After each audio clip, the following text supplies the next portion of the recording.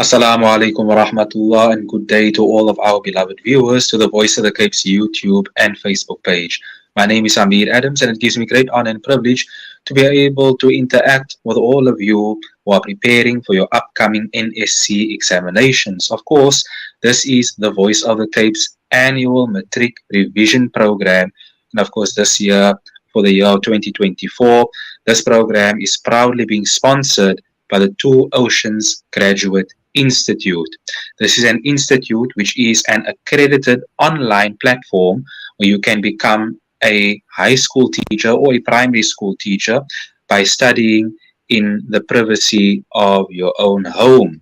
If you'd like to find out more information pertaining to this year's official sponsor of the Voice of the Cape's Matric Revision Program for 2024, you may visit the Two Oceans Graduate Institute, which is, of course, our main sponsor for this year, on their website www.togi.ac.za, or you may call them on 021 829 7015. For today, it gives me great honor and privilege to introduce you to our respected facilitator for today's Matric revision session, and that is none other than Ms. Ni-shaat Dastagir, who is an English educator at the Mitchells Plain High School, and she will be going through content for English Paper 2. Let me repeat, English Paper 2, where she will specifically be dealing with Othello and the character list in particular. Without further ado, we hand over to Ms. Ni-shaat Dastagir to conduct today's session. All yours, ma'am. Okay, thank Shukran Amir. Assalamu alaikum wa rahmatullahi wa barakatuh to all the listeners. Shukran for tuning in to today's session. I am Mrs. Ni-shaat Dastagir, and today I will be delving into the world of Shakespeare. And in particular, today we'll be dealing with Othello. We'll be dealing with the character list, and hopefully, inshallah, we'll be able to get onto the themes as well. So without further ado, let's begin. Okay, so our drama Othello, right, and for all the dramas in particular, there are some key facts that the learners need to know and understand, because it is Shakespeare and can be a little bit complicated, but alhamdulillah, we'll get through it. Okay, so some of the key facts that learners need to understand in Othello, you need to understand that the full title of the drama is the Tragedy of Othello, the Moor of Venice. The play was written in England in the year 1603, and it was first published in 1622. So the literary period is the Renaissance period, okay, and obviously the genre for this drama is a tragedy like most of Shakespeare's works. Okay, so the setting, okay, so we ultimately where all the events take place or happen is the cities of Venice and Cyprus.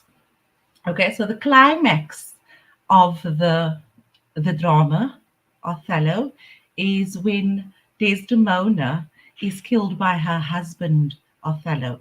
We have our protagonist, which is Othello, and then we have the antagonist, who is Iago. So learners need to familiarize themselves with the terms like protagonist. Okay, so a protagonist is our so to say our hero in any piece of literary work, and then the antagonist would be the say the anti-hero, right? So the person that sort of presents a challenge to the main character. Okay, so in Othello, we have a list of characters, and up on the screen in front of you, you'll see a list of 13 characters. We'll note that we have what we refer to in literature as your main characters, and then we also have your minor characters. For today's lesson, I'll be focusing on all the characters, right?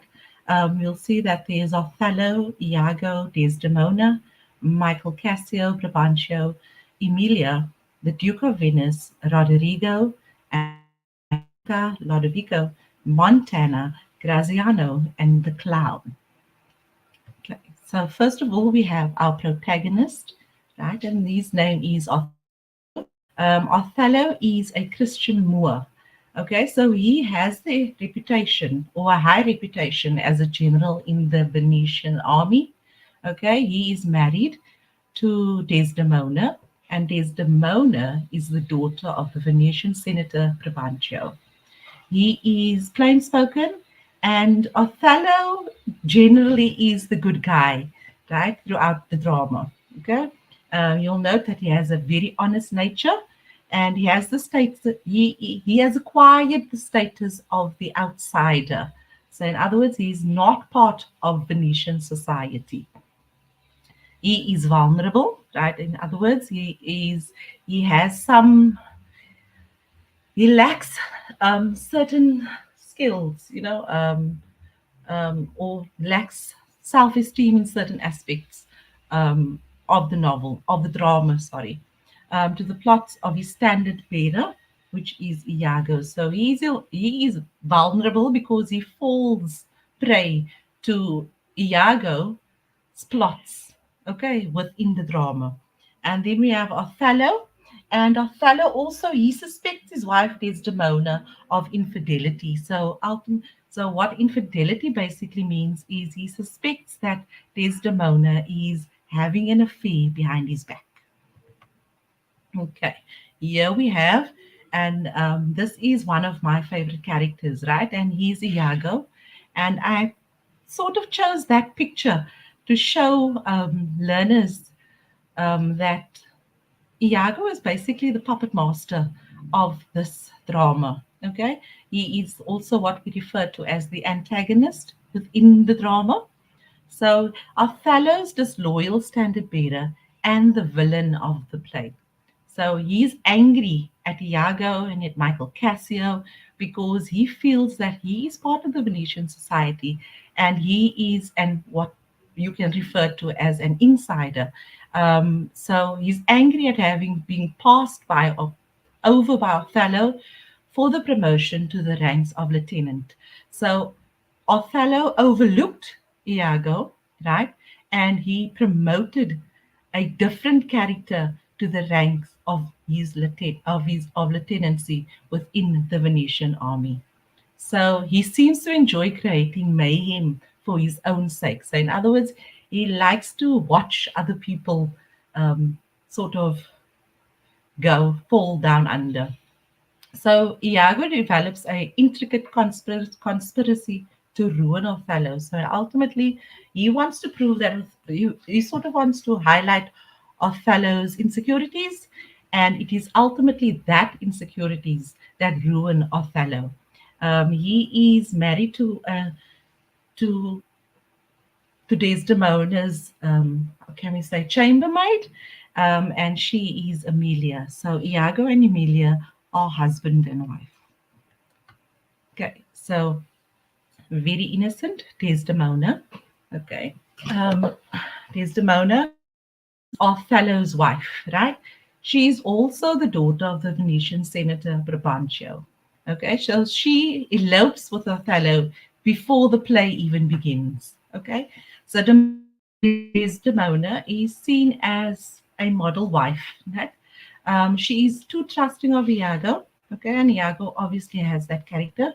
She follows Othello to Cyprus because she's that much devoted to him. So she shows constant loyalty to her husband, Othello, even to the moment of her death.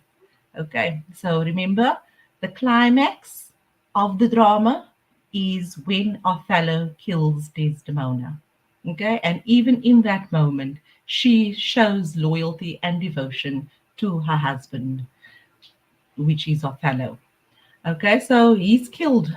So she's killed by Othello on false suspicions that she has been unfaithful to him, and that plot is put into place by the antagonist, which is Iago. There we have Michael Cassio. So Michael Cassio is your typical young man. Okay, he's young, he's charming, and he's a handsome soldier. He is promoted by Othello to the ranks of lieutenant over the more experienced Iago. So this is also what fueled Iago's plot right? Because he felt that he was more experienced than Iago. He had his plot involved sort of getting rid of Michael Cassio as well. So Cassio is loyal to Othello and friendly with Desdemona, and therein lies the problem. Okay, um, Cassio is trusting and is loyal, and his loyalty is towards Othello and the army of the Venetian army, and he's also friendly with Desdemona. In other words, they are friends. Okay, so he respects her, but he's also very loyal to Othello. So Cassio, he's seen as intelligent, and he's not cunning in any way. So in other words, there is nothing. He's not a character that can be seen as someone who is a menace, right? And he doesn't have any ill feelings towards anyone in the beginning of the drama.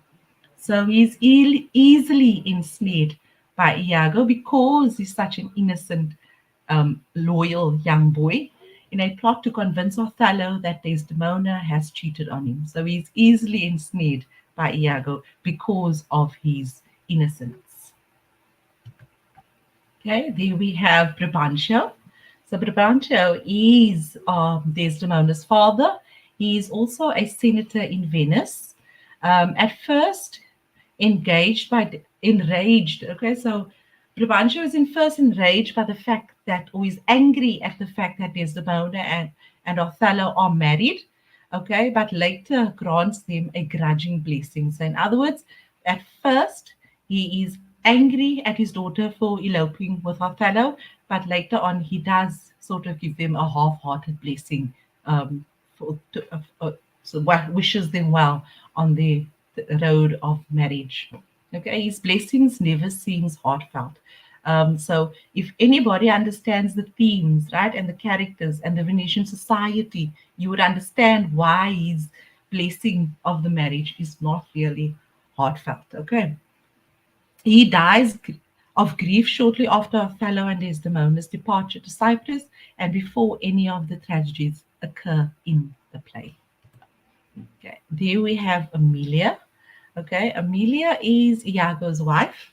Okay, and unknowingly, she sort of also helps Iago's plot to this, is assisting Iago in his plot to destroy Othello. Okay, so she's Iago's wife. She's also Desdemona's friend and serving woman. In other words, she's a chambermaid or a maid. She less Emilia is less idealistic about marriage and the world in general. Okay, she is loyal to Desdemona, her mistress, but how loyal is she? And that's the question you need to ask yourself. She steals Desdemona's handkerchief for Iago, but does not know anything about Iago's plot at the time when she steals the handkerchief. When she does learn about Iago's plot, she tells all, and Iago kills her for exposing him and his devious plan. So, in other words, there's two tragedies now that learners need to take note of, right? So, that is first the tragedy of Othello killing his wife, who is Desdemona, and then the second tragedy is Iago killing his wife Emilia. Okay. There we have the Duke of Venice. He is the official authority in Venice. He has great respect for Othello as a military man. Okay, but does he really have respect for Othello as a man, right? Who is considered the outsider of the Venetian society? He does not betray. He does not betray any racial prejudice against Othello. Okay, so in the drama itself, we don't see him having any racial prejudice towards Othello at any time. He sends Othello to lead the Venetian mission to defend Cyprus against the Turks. Okay, there we have what we refer to in literature as our minor characters, and we'll see there's Rodrigo, and he's a long rejected suitor or admirer of Desdemona, and he was also the person or the man that Brabantio initially would have liked his daughter to get married to. Unfortunately, things did not go as planned, although he did try to seduce her, or get her to marry him by throwing jewels and stuff at her. And then we have a Bianca, and Bianca is a prostitute in Cyprus at the time, who expresses real feelings towards Michael Cassio. However, Michael Cassio mocks her for it. Then we have Lodovico, a relative of Brabantio. He acts as an emissary or bringing letters from Venice to Cyprus. So, in other words, Lodovico is a messenger boy. Okay, so he brings letters, he delivers the letters and stuff to Cyprus. Then we have Montana, the governor of Cyprus before Othello's time. Okay, then we also have Graziano, a kingsman of Brabantio who accompanies Lodovico from Venice to Cyprus. Then we have the clown, right? And this is ultimately Othello's fool or servant, right? So he's seen as a jester as well. So he provides entertainment, okay? And I want learners to take note of one aspect. So he only appears in two short scenes in the drama, but his riddling language reflects Othello's own language as the Moor descends into madness. So the clown is symbolic, right, of Othello's own language, right, as he descends into madness. Okay, so I'm going to move on to the themes. Okay,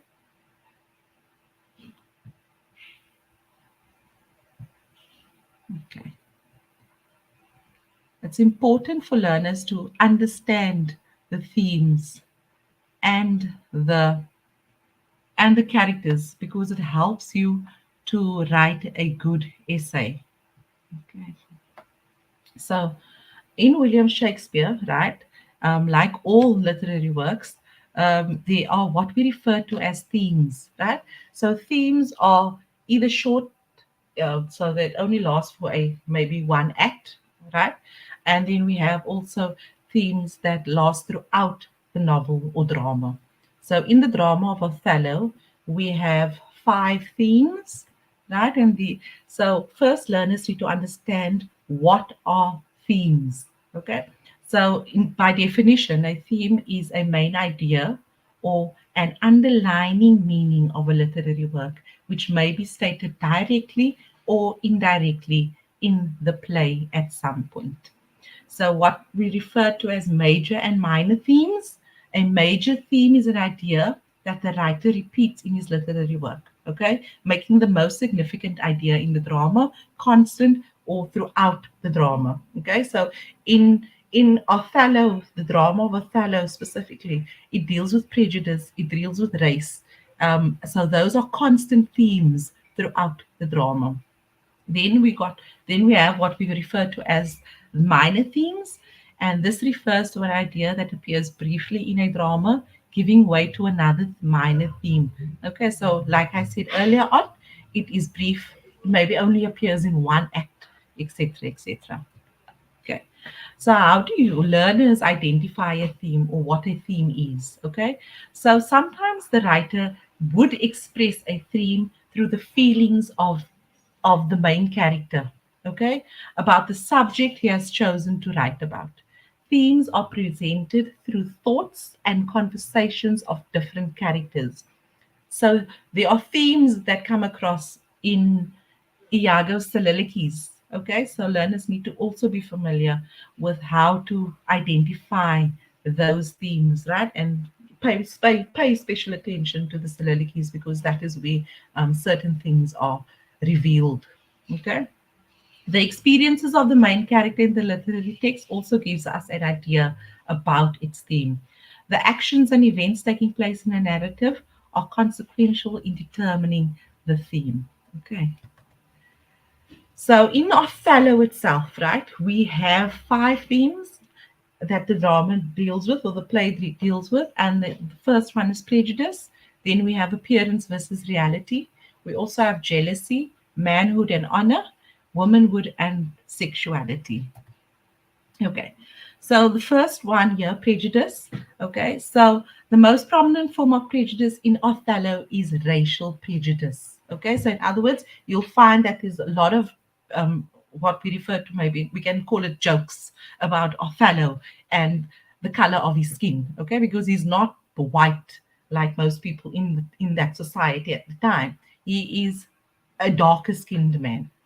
So referenced, and here I used a reference to Act 1, and where we have Roderigo and Iago belittling Othello in obvious racial terms, referring to him as a Barbary horse and thick lips. So in other words, a Barbary horse is a black horse, right?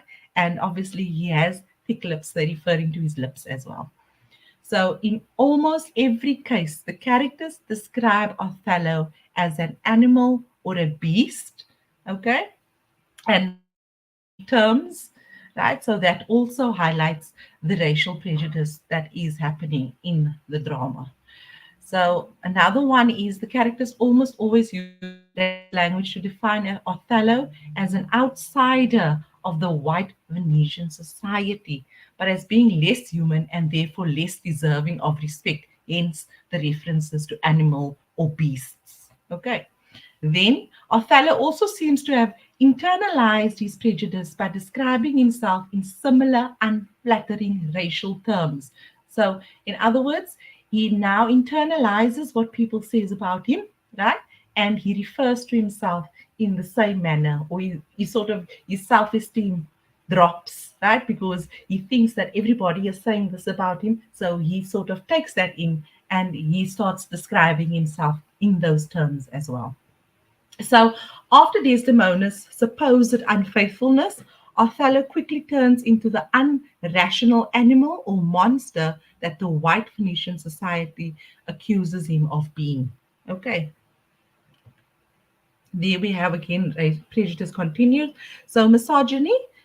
So most of you should know by now that misogyny means or refers to a dislike or maybe an innate dislike towards women or hatred of women is also displayed throughout the drama. So primarily focusing on women's honesty and dishonesty about who they are. Right. So, in all cases, the characters also who display these prejudices seek to control and define another person or group who intimidates them. So, what ultimately intimidates them is Othello, the black man, coming in. He becomes the general of the mostly white Venetian society, and then also women, are they honest or dishonesty when it comes to certain aspects of their womanhood. So prejudice is used to identify outsiders and insiders and to place yourself within a dominant group. So it's the in group and the out group. And obviously, in the society, um, Othello is seen as an outsider, and the white purebreds of the Venetian society is obviously the insiders. The same way this applies to women also in the drama, where women are seen as outsiders and men are seen as insiders. Okay. An example of this is when Othello concludes his suicide speech. So after Othello kills his wife, Desdemona, for seemingly being unfaithful, right? He has in conclusion of the play, he uses religious prejudice against Muslims to cement his place within the mainstream Christian Venetian society. Okay. So here we have another one, and this is very popular because I think we find it in Hamlet, we find it in the picture of Dorian Gray, we also find it in the Life of Pi, Hamlet, and it is the theme of appearance versus reality. So the tragedy of Othello centers on the ability of Iago to mislead the other characters by encouraging them to misinterpret what they see. Okay, so in other words, Iago is a master puppeteer, okay, and he sort of puts things in some of the characters' heads and minds, and so they misinterpret innocent moments among between each other. Okay, so Othello himself is susceptible to Iago's ploys because he is honest and straightforward. So we need to understand that Othello is simply a a man with a low self-esteem, right? Um, he's honest, right? And he's quite trusting also, which makes him to a very large degree a naive person, right? Because Iago is able to use these character traits against him. Okay. An example of this is when Iago says, the Moor is of free and open nature. And this is an example of Iago manipulating um, Othello. The Moor is of free and open nature, that thinks men honest, that but seem to be so, as tenderly be led by the nose, as asses are. Okay, in this case, asses are referred to donkeys. Okay, so this quote from the drama highlights Iago's ability to play on Othello's honesty or honest nature. So, the numerous examples of unreliable reality is through the language of the play, which time and again refers to dreams, trances, and visions, and constantly highlighting this theme of appearance versus reality. So, Shakespeare extends this theme by including the art of playwriting and acting, and he does this by incorporating Iago's soliloquies, etc. Okay. Then appearance versus reality continued. Iago creates scenes within scenes, right? By setting up encounters between two characters and putting a third in the position of a spectator. A good example of this is when he has Othello watch Michael Cassio, and Desdemona speak, and he has Othello watch him speak with Cassio about Bianca. Okay, so in other words, what Iago is doing here, he has Othello watching Cassio and Desdemona, and he has Othello watch him speak with Cassio and Bianca at the same time. So in other words, he is trying to get Othello to misinterpret the interactions between Cassio and the two female characters, which are Desdemona and Bianca. Okay, so by doing this, Iago manipulates Othello so that he sees the appearance Iago wants him to see rather than the reality of what is happening, making Iago ultimately the director, right? Again, puppet master, director of the play. Iago also addresses the audience through his many soliloquies, and learners need to familiarize themselves with the soliloquies within the play. Okay, I think Hamlet has like something like six soliloquies, and soliloquies is basically what we refer to as one side. So, in other words, it's the character addressing the audience. Okay, that is what or an aside where the character is alone on stage and he is addressing the audience. Okay, so or you can, in simpler terms, thinking out loud. Okay, so Shakespeare draws attention to the way that a playwright and actors create an appearance on stage that tricks the audience into seeing something other than the reality of what is actually happening. Okay, so I'm just going to go to the next themes, part two. Okay. Okay. So here we have, this is the third theme in the novel. I'm sorry, in the drama, and it is jealousy. Okay. So jealousy is closely associated with the theme of appearance versus reality. An example of jealousy in the drama or play is when Othello demands that Iago provide ocular proof of Desdemona's infidelity. Okay, so in other words, Othello wants to see visual evidence. He wants to see hard evidence that his wife is being unfaithful to him. Right. So Othello's jealousy impedes his ability to distinguish between reality and appearance. So the ocular evidence, right, that Iago does present to Othello is obviously the handkerchief, right? And this handkerchief is a symbol of Othello's love for Desdemona, right? And it's the handkerchief was passed down from Othello's mother, okay, and Othello gave it to Desdemona. So that is the ocular proof that Iago uses, to prove Desdemona's infidelity. So when Othello is overcome by jealousy, he becomes beast-like, falling into an epileptic fit that robs him of his ability to speak intelligibly. In other words, he becomes enraged.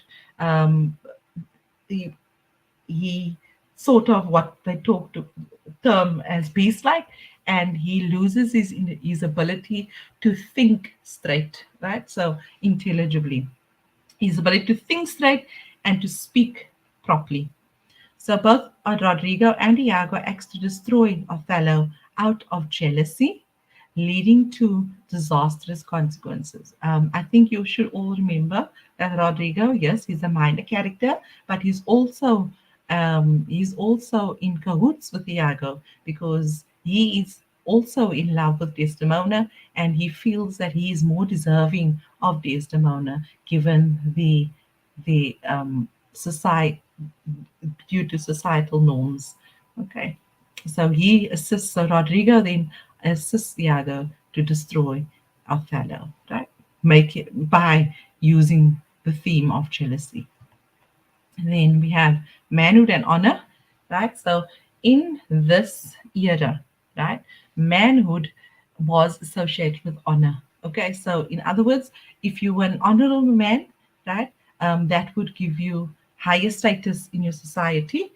Your manhood was also judged by the type of woman that you have on your side as a wife. Okay, so throughout the play, the male figures seek to assert and protect their manhood and honor.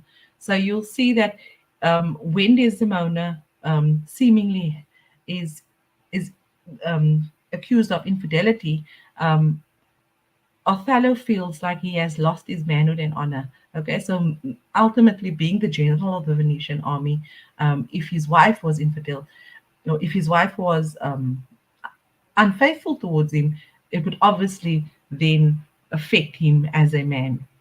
So Othello has attained political power through his military might. So in other words, he's a formidable um, man on the during war. And when Iago gets Cassio drunk and causes him to humiliate himself, this indicates the importance of reputation, honor. Okay, so reputation, honor, manhood.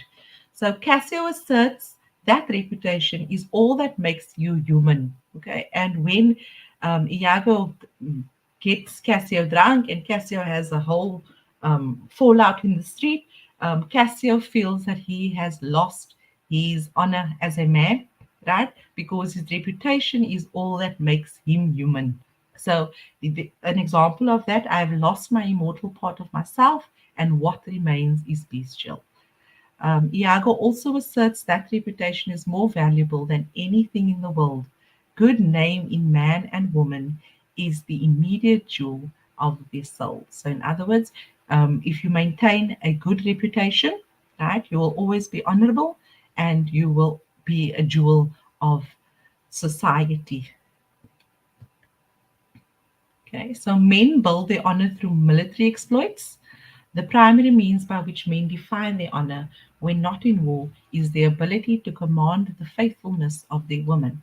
Okay, so like in the previous slide, I said that when Othello felt that Desdemona was unfaithful to him, he sort of lost his honor as a man. So Brabantio's honor is called into question when he is unable to control the romantic impulses of his daughter Desdemona. Because Desdemona eloped with Othello and she never asked her father's blessing initially to marry Othello, right? But why did she do that? Okay, so that's one of the questions we need to ask also. Would their marriage have been acceptable in the era that they were a part of? So Othello is driven to question his own manhood when Iago makes him doubt whether he has power over his wife. So Othello is driven to question his own manhood, right? When Iago puts these ideas of Desdemona's infidelity and then creates the doubt in his mind, and he's also sort of he's questioning his own honor as a man. An example of Othello questioning his manhood is when he says, "A horned man's a monster and a beast." Okay? He is simply saying that to lose control of your woman is to lose everything that makes him human. Okay? So that is again manhood and honor, and his inability to control his wife, right? Sort of makes him weak. He sees himself as a vulnerable man who has lost his honor. Without the honor, Othello sees himself in the same terms as the Prejudice characters do as the animal. Okay. Then we have womanhood and sexuality. So there are two contrasting images of womanhood that dominate the play. Okay, so one of them are reflected through Desdemona, and the other one is reflected through Bianca. So Desdemona is seen as the virtuous and loyal wife, right? uh, to Othello. And then we have the promiscuous woman embodied to a certain extent by Bianca. Okay, so if you have a look at the minor themes, what type of woman was minor character? Sorry, you'll note the type of woman that Bianca was. So, however, these different ways of describing women do not actually apply to real women. So, in other words, there are male fantasies imposed on women, ideals that men want women to fulfill, and the roles that women purposely play for men. So, in other words, um, they are the two identities of women, right? And the ability of women to sort of play on the man's ideal of what a woman should be within that era of time. Okay, so an example of this is when Desdemona often describes her devotion to Othello. She is playing the role of devoted and virtuous wife. Okay, and that is obviously what Othello would have expected in that time. Okay, then we have again womanhood and sexuality continued. Here we have Emilia, right? Emilia is Desdemona's maid, okay, chambermaid. So in other words, she looks after Desdemona, she dresses Desdemona, she bathes Desdemona, etc., right? So she sort of knows all Desdemona's whereabouts, where she is, what she's doing, with who she's doing it. Okay, so yeah, Emilia, which is Iago's wife, also complicates the simple contract between the virtuous wife and the unvirtuous woman. Okay, so what makes her virtuous and what makes a woman unvirtuous is depicted in Emilia's character. So Emilia wants to please Iago and steal Desdemona's handkerchief, knowing that he wants it desperately. Right? So there we see an example of a virtuous wife. Right? She wants to please her husband, and therefore she steals um, Desdemona's handkerchief. Right? The handkerchief that was gifted to Desdemona by Othello. Okay, as a symbol of his love and devotion for her. Then, however, she tells Desdemona that she believes many women, including herself, would cheat on their husbands under certain circumstances. So Emilia never cheats, right? And she's never unfaithful to Iago, nor is Desdemona ever unfaithful to Othello. Okay. So Emilia affirms her independent virtue by defending Desdemona's virtue and revealing Iago's crime in the process. So they will see in the end when Emilia finds um, Emilia affirming her independent virtue is basically seen as the unvirtuous wife. Okay, so in other words, she's not wanting to please her husband, but rather she is defining her independence, right? When she defends Desdemona, right, and Desdemona's innocence, and and she does this when she reveals Iago's crime, right? And what is the crime? By taking the handkerchief from her and using it as ocular proof or proof of Desdemona's illness. So, womanhood in Othello is often defined by men in terms of pure virtue or voracious and deceptive sexuality. So, in other words, women have the ability to deceive the men in the society. And this is the way women are viewed in that time. Okay, so the play proves that women in general are far more complex than what men define them as. So, in other words, women are not just the plain and simple. So there's this gray area, right? And this is portrayed in Emilia's character throughout the novel, throughout the drama, sorry, and even Bianca. Okay. And I think that is the wrap for today. So next week we'll be looking at the symbols in Othello. And then thereafter, we'll maybe touch on some questions, inshallah. I hope you've got some more insight into the themes and the characters. Remember, learners need to understand this and they need to understand it well in order to make connections to write a good literature essay. So that's a wrap from me for today. Shukran everybody for tuning in. Assalamu alaikum wa rahmatullahi wa barakatuh. Amir?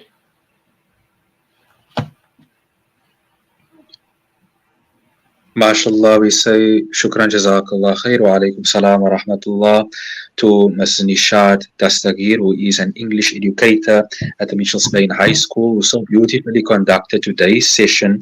And that, of course, was dedicated to all of our matriculant students who are preparing for the upcoming NSC examinations, where Ms. Dastagir went through content for English Paper 2, focusing specifically on Othello and the character list as well. We'd like to thank the esteemed Ms. Ni-shaat Dastagir for beautifully conducting today's session, and I know that all of the matriculants out there have greatly benefited from today's session. As always, beloved matriculants and all those who have tuned into the Voice of the Cape's YouTube and Facebook page, please forward and share this link with all of those who are preparing for the upcoming matric examinations, inshallah, to ensure that you are adequately prepared to take on your English paper 2, inshallah. From our side, on behalf of the Voice of the Cape, we thank you, Ms. Ni-shaat Dastagir, for beautifully conducting today's session. And as a reminder, of course, this is the Voice of the Cape's online matric revision program for the year 2024, and it's proudly being sponsored by the Two Oceans Graduate Institute, which is an accredited and an online platform, rather an accredited online platform where you can become a primary school or a high school teacher by studying in the privacy of your own home. If you'd like to find out more information about them, you may contact them on the number 021 829 7015, or you may visit their website www.togi.ac.za. As a reminder, once again, please forward and share this like this page on the Voice of the Cape's YouTube and Facebook page. And I hope that all of the matriculants preparing for your upcoming examinations will have all the success and ease ahead. And from our side, we say shukran, jazakallah khair, and baitra makasi. Thank you very much. Wassalamu alaikum wa rahmatullah. Wa alaikum